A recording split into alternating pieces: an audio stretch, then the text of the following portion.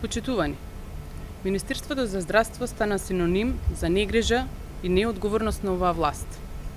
Токму во ова министерство спротивно на законот беа разрешени над 50 директори на здравствени установи, со што се загрози и сруши професионалноста и функционирањето на целокупниот здравствен систем.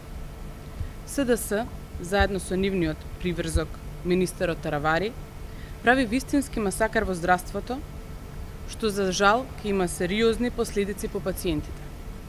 Се врши директен атак врз професионалци во здравството и се потценува нивниот труд, нивниот ангажман и нивниот придонес. За ситуацијата да биде уште позагрижувачка, токму на една од најодговорните позиции во ова министерство, како државен секретар, спротивно на закон е именуван Владимир Милошев, претходно вработен во клиничката болница во Штип, а не во министерството, со што е прекршен законот за администрација.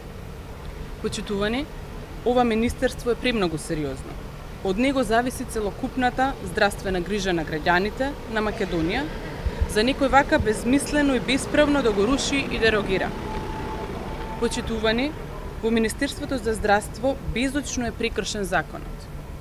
Согласно законот, односно членот 23, став 6, јасно вели дека секретар од ставот 1, алинеја 1 на овој член, од редот на административните службеници од категорија Б, односно од редот на раководните вработени, го назначува министерот. Истиот треба да ги исполнува посебните услови за работното место за нивото Б4 на раководни административни службеници. Ова повлекува и одговорност на министерот Таравари.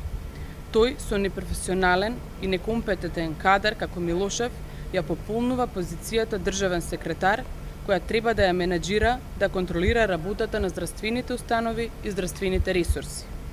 Ете заради ваквата работа во Министерството за здравство се случува хеморагична треска од најслаб облик, да не се случи епидемија.